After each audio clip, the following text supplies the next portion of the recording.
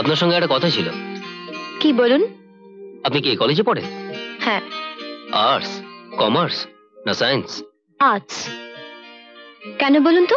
না মানে ওই খুব সুন্দর, একদম মিলে যাচ্ছে। মিলে যাচ্ছে? কি মিলে যাচ্ছে? না মানে ওই একটা বর্ণনা পেয়েছিলাম আমি, সেই অনুযায়ী ঠিক মিলে যাচ্ছে। কার সাথে? আমার সাথে? হ্যাঁ, না না মানে ওই কলেজের সাথে। খুব সুন্দর সুন্দর, যা শুনেছিলাম তার থেকে অনেক সুন্দর। আপনি খুশি তো? কি? আমার নাম আপনি জানলেন কি করে? আপনার নাম? না মানে আমি আপনার নামের কথা জানতে চাইনি। ও, আমি বলছিলাম যে আপনাদের এত সুন্দর কলেজ দেখে বাইরের একজন লোকের এত ভালো লাগলো, সেটাতে আপনি খুশি কিনা সেটা জানতে চেয়েছি। কিন্তু কেন? আপনি কি কলেজে ভর্তি হবেন নাকি? ভর্তি হতে পারলে মন্দ কি, অবশ্য এমএ পাশ করার পর আবার নতুন করে শুরু করবার অনুমতি যদি পাওয়া যায়। কি বলছেন আপনি? আমি তো কিছুই বুঝতে পারছি না। আচ্ছা, আমরা এখানে দাঁড়িয়ে দাঁড়িয়ে কথা না বলে আমরা তো যেতে যেতেও কথা বলতে পারি। আপনি তো সল্টলেকে থাকেন। আপনি আপনি কে বলুন তো? আমার সম্পর্কে এত কথা আপনি জানলেন কি করে? বুঝতে পারছি, আমি বুঝতে পারছি।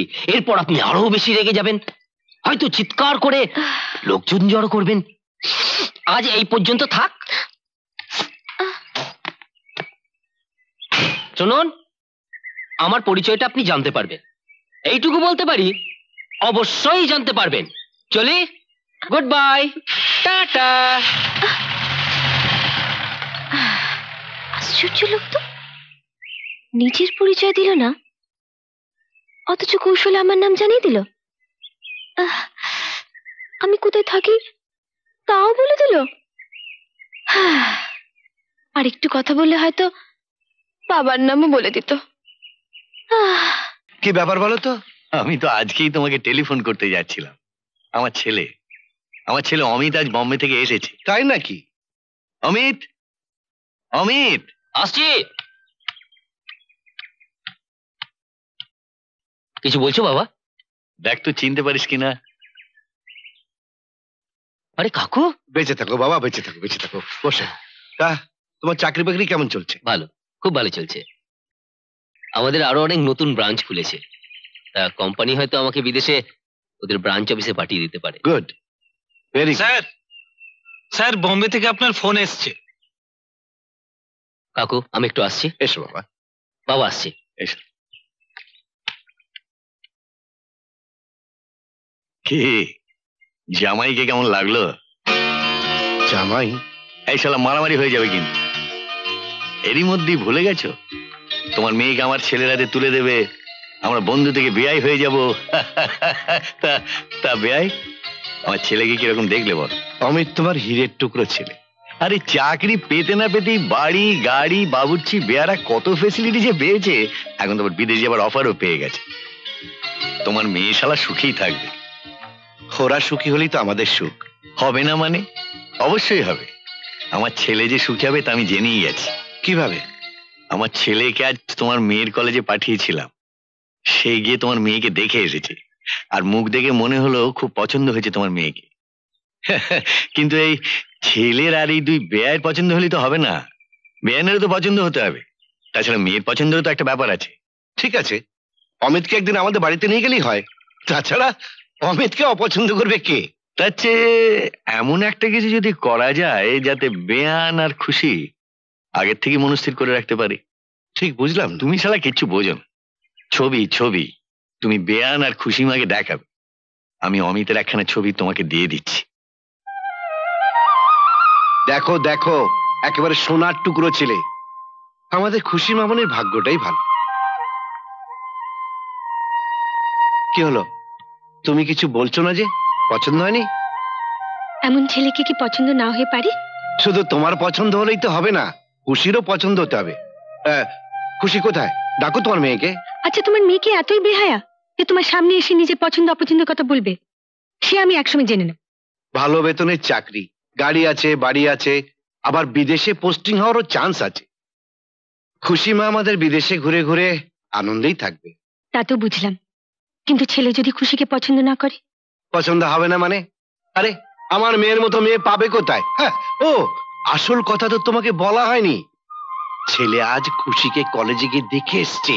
হ্যাঁ, খুশিকে দেখে ছেলে খুব পছন্দ করেছে।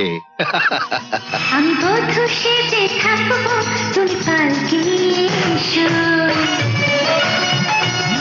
শুভ দৃষ্টি বিনিময়ে তুমি মিষ্টি করে হেসো। এই ছোট্ট জীবনে চাই না কিছু, আমি শুধুই ভালোবেসো।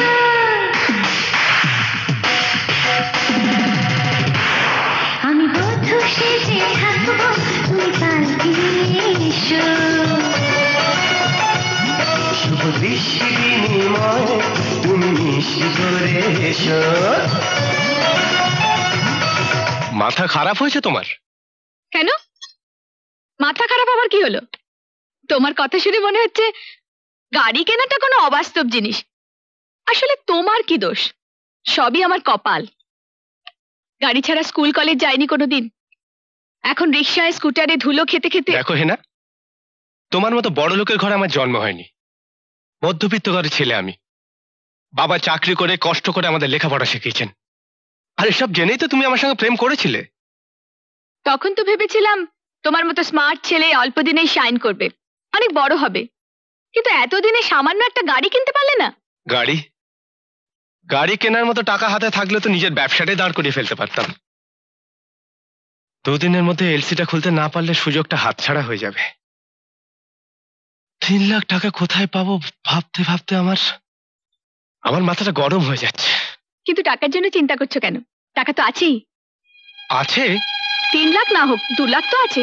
বাবার কাছে চাও, বাবার টাকা তো ব্যাংকেই পড়ে আছে। না না, বাবা ও টাকাটা খুশির বিয়ের জন্য রেখেছেন।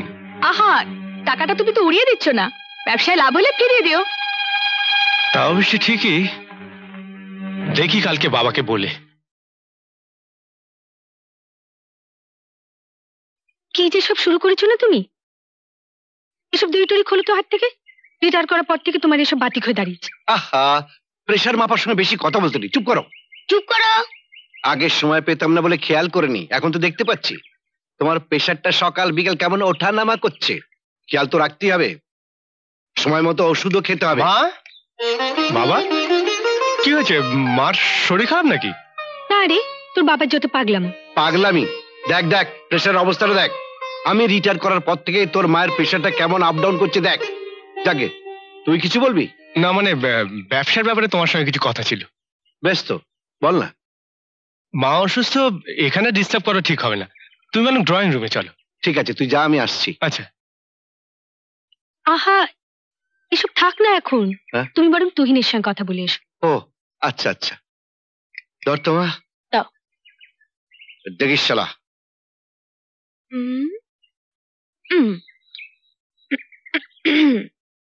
এই, এসব আবার কি হচ্ছে? নে এসব দই টরি খোল, আমার রান্নাঘরে এক গাদা কাজ পড়ে আছে।